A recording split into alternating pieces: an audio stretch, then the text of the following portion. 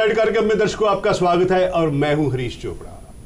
दर्शकों, जैसा कि आप जानते हैं कि हमारा ये कार्यक्रम समाज के उन पर्सनैलिटीज से बातचीत पर आधारित है, चाहे वो स्वास्थ्य का क्षेत्र हो, चाहे सियासत का क्षेत्र हो, चाहे वो विज्ञान का क्षेत्र हो, या फिर समाज सेवा का क्षेत्र हो, या फिर किसी भी क्षेत्र में उल्लेखनीय सेवाएं देने वाले व्यक्तित्व से हम मुलाकात करते हैं, उनके अनुभवों से आपको परिचित कराते हैं, ताकि उनके अनुभवों से आप सीख सकें और अपने जीवन का मार्ग प्रशस्त कर सकें। एक ऐसा ही व्यक्तित्व हमारे स्टूडियो में मौजूद है जो वेस्ट टू एनर्जी और जैविक खेती को प्रोत्साहन देने के लिए बड़ी बड़ी परियोजनाओं पर काम करना चाहते हैं और काम कर भी रहे हैं। और उनकी मानव सेवा एवं शिक्षा संस्थान जो है वो एक समाज में गरीब कन्याओं की शादी की बात हो या किसी भी पीड़ितों को दुख दर्द दूर करने की बात हो, वो उसके लिए काम करता है। तो मेरी मुराद है कौशल गर्ग जी से। कौशल गर्ग जी, स्टूडियो में आने के लिए आपका बहुत जी नमस्कार। नमस्कार भाई साहब। कौशल जी, भारत में जी अगर हम नवीकरण ऊर्जा की बात करें जी तो इसकी बहुत आवश्यकता है। जी परंपरागत स्रोतों से जो भी बिजली उत्पादन होता है वो कहीं ना कहीं एक वो पर्यावरण के लिए संकट भी पैदा करता है, उससे प्रकृति का दोहन भी होता है और कई बार हमें बहुत सारे नुकसान भी भुगतने पड़ रहे हैं। आज क्योंकि समूचा जो विश्व है वो नवीकरण ऊर्जा की तरफ बढ़ रहा है।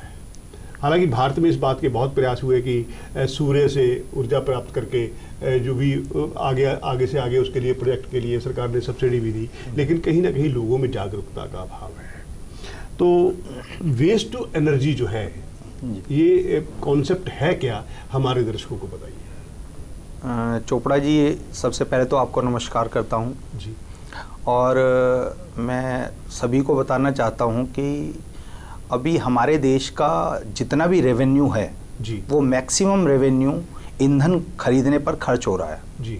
पेट्रोल हो, डीजल हो या गैस किसी भी तरह की हो जी।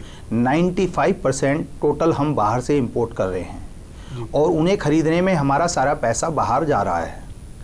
और हमारे देश में इतनी अधिक संभावनाएं हैं वेस्ट टू एनर्जी से कि हम जो जितनी भी गैस हम विदेशों से खरीद रहे हैं, हमें 1 किलो भी गैस बाहर से खरीदने की ज़रूरत नहीं है।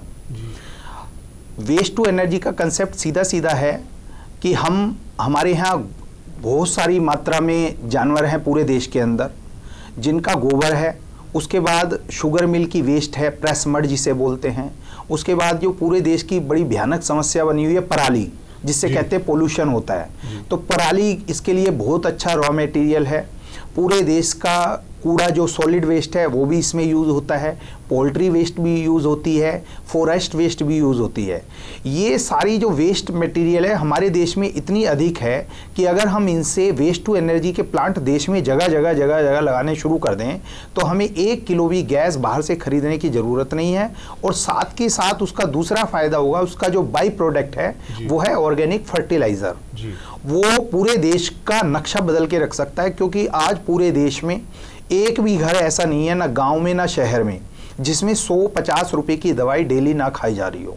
और ये दवाइयाँ खाने का सिर्फ और सिर्फ एक कारण है कि हमारी मिट्टी में जो जहर डल रहे हैं वो जहर हमारी रसोई में आ रहे हैं और उस जहर को खाने से ही हम बीमार हो रहे हैं।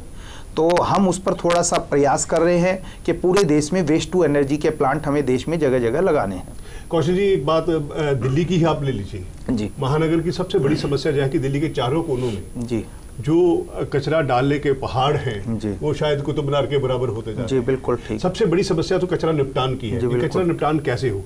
और विदेशों में क्या होता है कि जैसे प्रेशर कुकर की तरह कचरे को डाला जाता है, उसमें एक कक्ष में एक चैम्बर में डाला जाता है, उसमें से जो गैस होती है वो सीधा इंडस्ट्री को सप्लाई होती है और इंडस्ट्री उन्हें पैसा देती है। इस तरह कचरा वेस्ट का जो कचरा है वो भी निपटान हो जाता है और उन्हें ईंधन भी मिलता है और उनमें जो बिजली उत्पन्न होती है वो इंडस्ट्री तक पहुंच जाती है और वो सस्ती भी पड़ती है आयात से। हम आपने कहा कि हमारा जो आयात बिल है वही बहुत ज्यादा है। अगर आयात बिल कम हो जाए तो देश की अर्थव्यवस्था को एक नया जीवन, नई सांस, नई ऊर्जा मिलेगी। बिल्कुल। अब सवाल ये है कि प्रधानमंत्री ने पिछले दिनों जैविक खेती पर एक सम्मेलन किया था, जिसमें उन्होंने किसानों से आह्वान किया था कि रासायनिक खेती की तरफ को छोड़ करके हमें जैविक खेती की तरफ बढ़ना चाहिए, यानी कि प्राकृतिक खेती की तरफ। ये बहुत बड़ा सवाल है भारत के लिए, क्योंकि भारत में हम जो भी खा रहे हैं वो उसमें रसायनों की मात्रा इतनी ज़्यादा है कि सब्जियों के माध्यम से ही हमारे शरीर में विभिन्न रसायन पहुँच रहे हैं और हम महामारी या बीमारियों से हम पीड़ित हो रहे हैं। तो जैविक खेती को प्रोत्साहन देने के लिए, जैविक खेती को,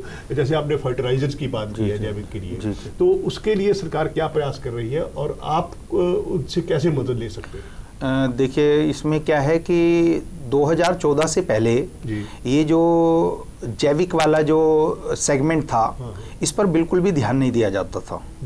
हमारे देश के प्रधानमंत्री, ऊर्जावान आदरणीय प्रधानमंत्री श्री नरेंद्र मोदी जी ने ये बहुत अच्छा इनिशिएटिव उठाया है पूरे देश के लिए। उन्होंने देखा है, उन्होंने नब्ज को पकड़ा है देश की कि अगर हमारे देश का युवा, हमारे देश के बच्चे सभी बीमार हो जाएंगे तो फिर बचेगा कौन, देश को चलाएगा कौन? ये हमारा इतना विशाल देश है, इसको चलाने के लिए लोग चाहिए, और जब सभी बीमारियों से जूझेंगे तो चलाएगा कौन? तो उसके लिए उन्होंने पूरे देश को आह्वान किया है कि आप सभी जैविक पर आओ, क्योंकि बिना जैविक के देश को बचाने वाला कोई है नहीं। ना डॉक्टर बचा पाएंगे, ना दवाइयां बचा पाएंगी, दवाइयों के ऊपर दवाइयां खिलाई जाएंगी। अब प्रधानमंत्री जी की पूरी कोशिश है कि धीरे धीरे धीरे, एकदम तो खत्म किसी भी चीज को नहीं किया जा सकता है, जो चीजें इतने वर्षों से चली आ रही थी, अब उसे धीरे धीरे प्रधानमंत्री जी की पूरी कोशिश है कि इस धीरे धीरे इस केमिकल फर्टिलाइजर, इस बीमारी को धीरे धीरे कम किया जाए और जैविक की तरफ लाया जाए। उन्होंने सबसे पहले सिक्किम को पूरी तरह से ऑर्गेनिक घोषित कर दिया है, उसके बाद वो अलग अलग राज्यों को, पूरा कृषि मंत्रालयों को, कृषि अधिकारियों को, सबको उन्होंने निर्देश दे रखे हैं कि किसी भी तरह से जैविक खेती को प्रोत्साहन करो और उनको आगे लेकर आओ और ये केमिकल को कम करो। हमारा भी एक छोटा सा प्रयास चल रहा है। हमें भी पता है कि हम इसमें अगर हम अपना एक तिनके के बराबर भी योगदान देंगे तो हम देश के लिए बहुत बड़ा कार्य करेंगे। हम गौशाला के गोबर से बहुत हाई क्वालिटी की जैविक खाद बनाते हैं और हमारा चैलेंज है कि जो भी साइंटिस्ट, जो भी अधिकारी या जो भी नेता अगर ये कहता है कि बिना केमिकल फर्टिलाइजर के पैदावार नहीं होती है, कम होती है, ये होता है, वो होता है, तो हम उसको चैलेंज करते हैं कि हम उसी के साथ वाले खेत में अपनी खाद से, जैविक खाद से, हम एक भी दाना केमिकल फर्टिलाइजर, पेस्टिसाइड का नहीं डालेंगे और किसान का एक भी दाना खेती का कम नहीं होगा। तो इस पर हम कार्य कर रहे हैं। पूरे देश में तकरीबन 1000 किसान गोष्ठियां हम रूट लेवल पर कर चुके हैं। हम किसानों को खुद समझाते हैं कि आप अपने खाने के लिए तो कम से कम जैविक खेती पर आओ। तो कौशल जी, अपने अनुभवों से हमें अवगत कराने के लिए, हमारे दर्शकों को उसके बारे में जानकारी देने के लिए आपका बहुत बहुत धन्यवाद। नमस्कार जी, नमस्कार।